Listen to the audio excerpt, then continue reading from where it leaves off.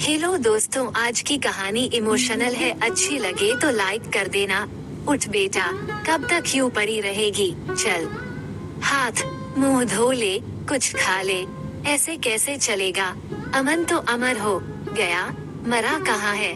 तुम अपने आप को संभालो नहीं तो। अमन को बहुत कष्ट होगा। अपनी सास ससुर को तो देख, तुमने अमन खोया है तो उन्होंने भी अपना एकलौता बेटा खोया है। अमन ने कहा था ना, हमेशा खुश रहना, नहीं तो सीमा पर मैं कमजोर पड़ जाऊंगा। उसकी खातिर तुम्हें खुश रहना है बेटा। श्रेया की माँ ने कहा। भी सासू माँ कमरे में आई। हाँ, अब उठ जा श्रेया, तू ही तो अब हमारे जीने का सहारा है। बैठते हुए उन्होंने कहा, तुम्हें याद है ना, कितने गर्मजोशी के साथ तुमने अमन की हिम्मत बढ़ाई और खुशी खुशी विदा किया था उसे। तुम्हें तो गर्व होना चाहिए। अमन देश की सेवा करते हुए भारत माता की गोद में शहीद हो गया, पर देश के झंडे की शान को धूमिल नहीं होने दिया। मेरे लाल और तुम्हारे अमन ने अमर हो गया रे श्रेया, हमारा अमन। कह अपने आंसुओं को संभाल न पाई और श्रेया भी पोका फाड़कर रोने लगी। कुछ देर के बाद श्रेया उठी और अपने आंसुओं को पोंछते हुए कहा, सही कहा माँ, मैं अपने आंसू बहाकर अमन को कष्ट नहीं पहुँचाऊंगी। श्रेया ने कह तो दिया, आंसू नहीं बहाऊंगी, लेकिन पुनः माँ को पकड़ रोने लगी। माँ भी अपने आंसुओं को रोक न पाई। श्रेया आंखों में आंसुओं को दमित कर तो देगी, लेकिन हृदय में दर्द का ज्योतिष है, उसको कैसे रोक पाएगी? सोच सोच कर माँ का हृदय का कचोट रहा था। कहते हैं, समय हर दर्द को कम कर देता है। समय के साथ श्रेया का दर्द भी कम हो ही जाएगा। इतनी जल्दी अमन को भूल जाए, याद ना करे, ये संभव है? इस दुख से उसके जीवन में सन्नाटा, घनघोर अंधकार, भयावह त्रासदी पसर गया था। बालकनी में खड़ी श्रेया के उदास मन पर तरह तरह के प्रश्नों की बौछारें उसे छलनी कर रही थी, जिसे सहना असह्य हो रहा था। श्रेया के सास ससुर उसे देख अपने दर्द को जेहन में दबा रखे थे, जिससे कि वो आहत ना हो, और इधर श्रेया ने अपने आप को बहुत संयमित कर रखा था, जिससे कि सास ससुर को कष्ट ना हो। उस घर से उसके अमन की यादें जुड़ी थी, इसलिए वो माँ पापा के साथ मायके जाने से मना कर दी। जैसे तैसे समय बीत ही रहा था। एक दिन सास ससुर के कमरे की ओर से गुजरते हुए श्रेया को फुसफुसाहट सुनाई पड़ी। अपना नाम सुन उसके कदम रुक गए। श्रेया को हम क्यों घुटते रहने दे?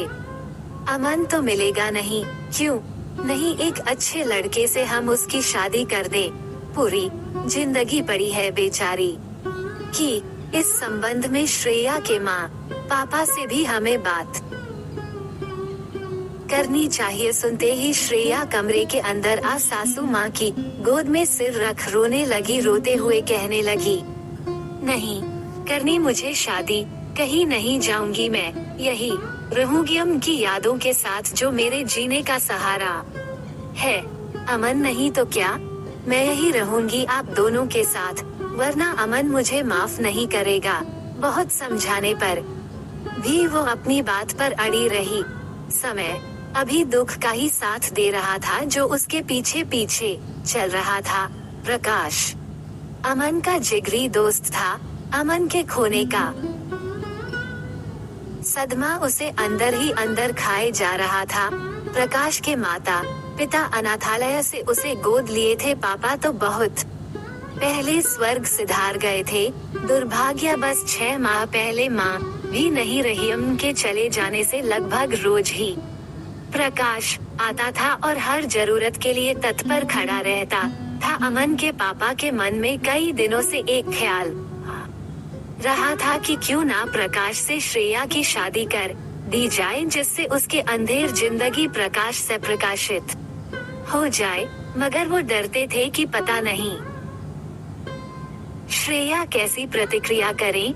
ये बातें उन्होंने अपनी पत्नी से कहा उन्हें भी विचार अच्छा लगा, पर उन्होंने कहा प्रकाश के मन को तो टटोल ले कि वह राजी है या नहीं। बात तो तुम ठीक कह रही हो, मैं उससे बात करूंगा। ससुर जी ने कहा प्रकाश से। जब उन्होंने अपनी इच्छा जाहिर की तो वह घबरा गया। मैं भाभी से शादी नहीं नहीं। बहुत समझाने बुझाने पर उसने हामी भरी। अब बारी थी श्रेया को राजी करने की। एक दिन सास ससुर ने ये प्रस्ताव श्रेया के सामने प्रस्ताव रखा। वह भड़क उठी, क्यों आप लोग मुझे यहाँ से हटाना चाह रहे हैं? मैंने कह दिया ना, मुझे कहीं नहीं जाना। आप लोगों को छोड़कर कहीं नहीं जाऊंगी। हाँ तुम कहीं नहीं जाओगी, हम भी यही रहेंगे। तब तो शादी करोगी? ससुर जी ने कहा। क्या श्रेया के मुंह से अनायास निकला, तुम ही बताओ, हमारे बाद तुम्हारा ख्याल कौन रखेगा? हम तो हमेशा रहेंगे। नहीं, बहुत सोच समझ कर मैंने ये फैसला लिया है। फैसले को अंजाम देना तुम्हारे ऊपर है। मैंने लड़का भी देख रखा है अपना, प्रकाश, जो तुम्हें हर तरह से खुश रखेगा और तुम कहीं नहीं जाओगी, हमारे पास रहोगी। श्रेया ससुर जी की बात चुपचाप सुन ली। उसे समझ नहीं आ रहा था करे तो क्या करे। सारी बातें सुन वो अपने कमरे में धम से बिस्तर पर जा गिरी और रोने लगी। ससुर जी की बातें उसे बेचैन करने लगी। सोचते सोचते उसे कब नींद आ गई पता ही नहीं चला। अक्सर रात में उसे लगता था जैसे अमन कह रहा है, प्रकाश बहुत ही अच्छा लड़का है। ये तुम्हें बताना जरूरी नहीं क्योंकि तुम उसे भली भांति जानती हो, समझती हो। तुम मुझे प्यार करती हो ना, तो मेरी बातें तुम्हें माननी पड़ेगी। बना ले उसे अपना जीवन साथी। मैं तुम्हें घुटते हुए नहीं देख सकता श्रेया। मैं जानता हूँ मेरे नहीं रहने से तुम्हारे ऊपर दुख पहाड़ टूट पड़ा और आज सुख अपनी बाहें फैलाए तुम्हारा इंतजार कर रहा है ना। मत करो श्रेया, माँ पापा की बात मान लो।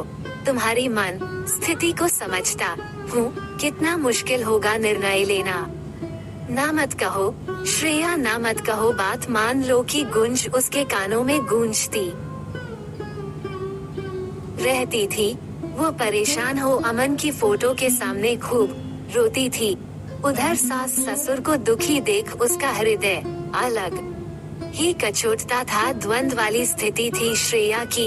अंततः अपने हृदय पर पत्थर रख आखिर एक दिन वह हाँ कर दी। उसके सास ससुर और माँ पापा उसके निर्णय से बहुत खुश हुए। प्रकाश और श्रेया शादी के बंधन में बंध तो गए, लेकिन मन के बंधन में बंधने में उन्हें बहुत लंबा समय लगा। प्रकाश श्रेया की हर छोटी बड़ी इच्छाओं का ख्याल रखता था। समय जरूर लगा, लेकिन धीरे धीरे वे अच्छे जीवन साथी बन गए। अमन के जाने से जो दुख के बादल थे, अब प्रकाश के आने से श्रेया का जीवन सुख से आलोकित हो गया था। दोस्तों, कैसी लगी कहानी? अच्छी लगी होगी एक लाइक और हमारे चैनल को सब्सक्राइब जरूर कर लेना। धन्यवाद।